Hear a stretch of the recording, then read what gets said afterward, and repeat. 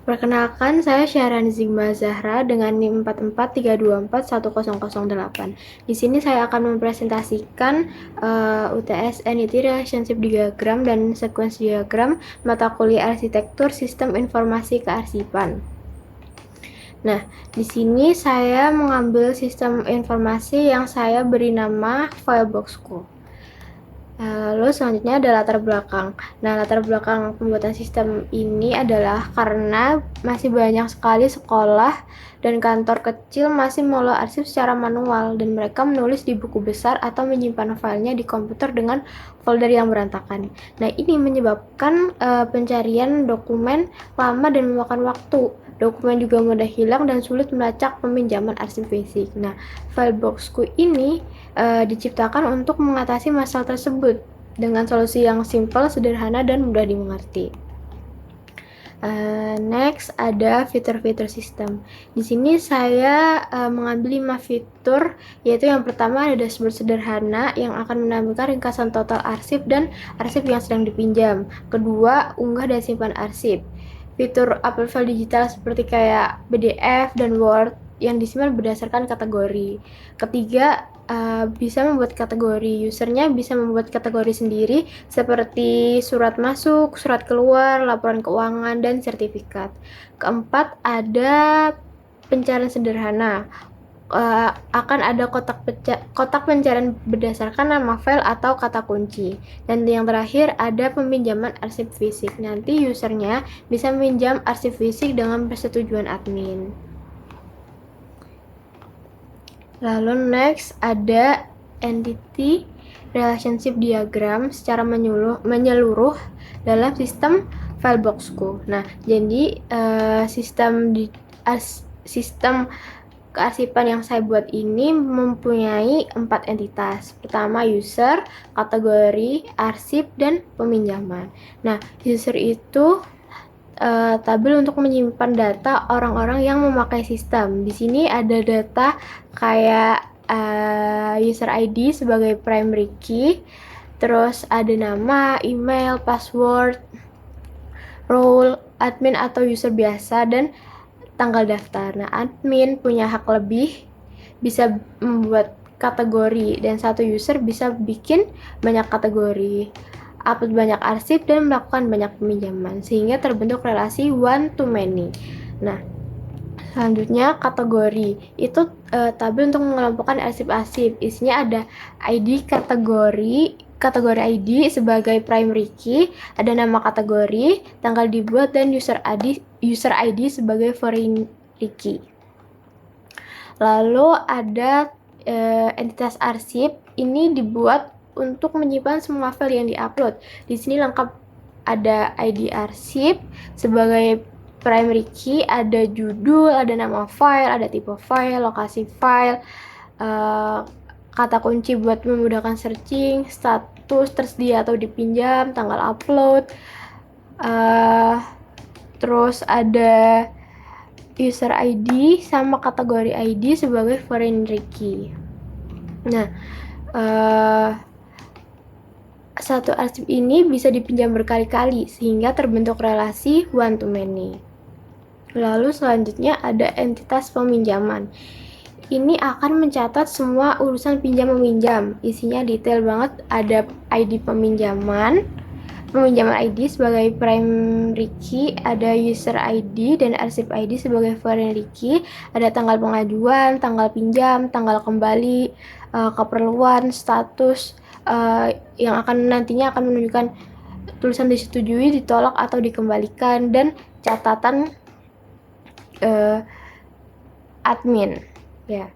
Nah, banyak peminjaman ini bisa dilakukan oleh satu user dan satu arsip bisa dipinjam banyak orang dengan waktu yang berbeda-beda sehingga terbentuk relasi many to one. Selanjutnya ada sequence diagram dari fitur yang pertama, yaitu dashboard sederhana. Prosesnya dimulai dari user login. Terus user masuk ke sistem dengan memasukkan username dan passwordnya, lalu sistem kemudian memverifikasi data login tersebut ke database. Kalau semisal data cocok dan user valid, sistem akan mengizinkan user ini masuk ke dalam aplikasinya.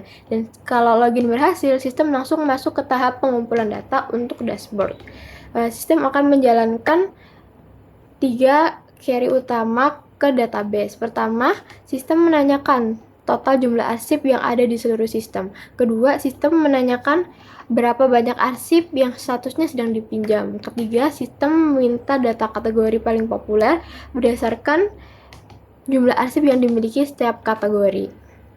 Lalu di tahap penampilan dashboard, semua data yang sudah dikumpulkan ditampilkan dalam bentuk dashboard ringkasan. Usernya bisa melihat total arsip yang menampilkan angka semua arsip.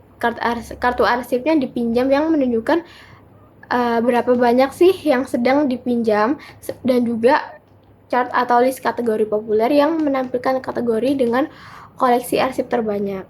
Nah, dan juga mungkin nantinya ada ringkasan visual yang bisa membantu user memahami kondisi arsipnya secara menyeluruh.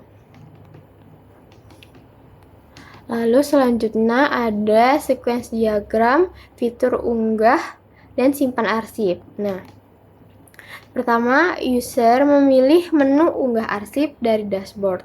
Lalu sistemnya akan menampilkan form yang akan diisi oleh user untuk mengupload arsip baru. Dan usernya mengisi form upload yang berisi judul arsip, memilih kategori dari yang sudah tersedia, dan memilih file dari komputernya. Setelah formnya terisi lengkap, user harus mengirimkan datanya ke sistem. Lalu sistemnya akan memproses penyimpanan ganda. Penyimpanan 2 kali. Pertama, sistem menyimpan file fisik ke storage server. Kedua, sistemnya menyimpan metadata arsip ke database. Nah, metadata yang disimpan ini ada judul, nama file, tipe file, kategori, kata kunci, user yang mengupload, tanggal upload, dan lokasi file di storage. Nah, kalau kedua proses penyimpanan berhasil, baik file fisik di server maupun metadata di database, sistemnya akan mengirimkan konfirmasi sukses ke user. Dan kalau usernya sudah selesai, user akan melihat notifikasi bahwa arsipnya berhasil diunggah dan tersimpan dalam sistem.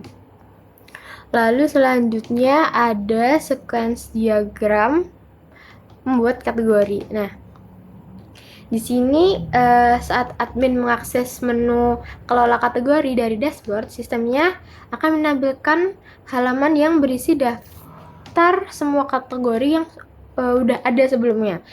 Lalu adminnya akan memilih untuk membuat kategori baru dengan ngeklik tombol tambah kategori, dan sistem akan merespon dengan menampilkan form input yang perlu diisi. Lalu adminnya mengisi form tersebut dengan nama kategori yang dimau, misalnya kayak surat masuk, laporan keuangan, atau jenis kategori lainnya yang sesuai kebutuhan mereka. Nah, setelah mengisi nama kategorinya, admin mengirimkan form itu ke sistem, dan sistem akan memproses penyimpanan data kategori ke dalam database. Nah, data yang disimpan ini ada nama kategori, tanggal pembuatan, dan ID admin yang akan membuat kategori tersebut. Nah, database ini akan menyimpan data ini dan memberi konfirmasi ke sistem bahwa penyimpanannya berhasil. Nah, setelah menerima konfirmasi dari database, sistem ini akan menampilkan notifikasi sukses ke admin. Lalu adminnya bisa melihat kalau kategori baru ini berhasil dibuat dan sudah tersedia dalam kategori untuk digunakan dalam pengelolaan arsip. Begitu. Lalu selanjutnya ada sequence diagram, fitur pencarian sederhana. Nah, saat user memasukkan kata kunci ke dalam kotak pencarian, nah kata kunci ini tuh bisa contohnya misalnya bisa berupa nama file, judul arsip, atau kata kunci yang terkait dengan arsip yang dicari. Nah, sistemnya ini akan memproses permintaan ini dengan menjalankan query pencarian ke database. Pencarian ini dilakukan melalui 3 file. Pertama judul arsip, nama file, dan file kata kunci. Nah, database ini akan mengembalikan semua arsip yang cocok memakai kata kunci di salah satu atau semua file tersebut. Nah, kalau sudah mendapatkan hasil dari database, sistemnya akan menampilkan daftar arsip yang sesuai kepada user. Tampilan hasil pencarian biasanya berisi list arsip dan juga informasi singkat seperti judul, kategori, dan tanggal upload, dan juga jumlah total hasil yang ditemukan. Nah, jika user tertarik dengan salah satu arsip dari hasil pencarian, user ini bisa mengeklik arsip tersebut untuk melihat detail lengkapnya, dan sistem akan mengambil data detail arsip dari database dan akan menunjukkan semua informasi tentang arsip yang dipilih kepada user.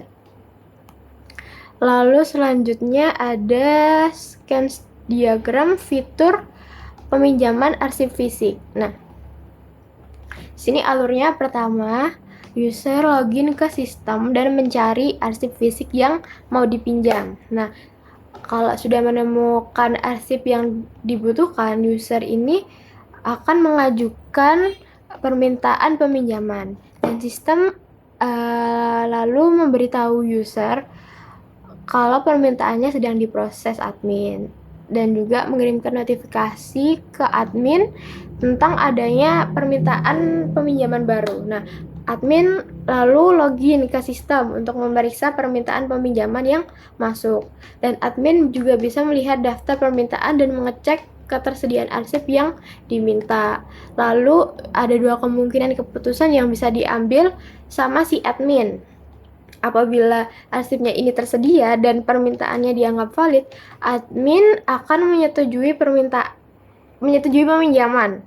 Sistemnya akan mengupdate status peminjaman menjadi disetujui di database dan mengirimkan pemberitahuan kepada usernya. User lalu bisa mengambil arsip fisik di lokasi yang telah ditentukan.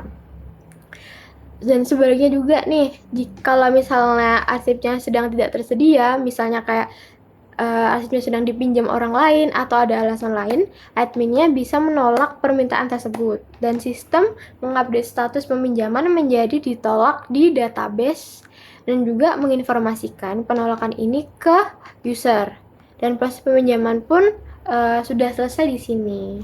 Nah, sekian presentasi sequence diagram dan entity relationship diagram dari sistem informasi yang saya buat. Mohon maaf apabila ada salah-salah kata, kurang lebihnya mohon dimaafkan. Terima kasih.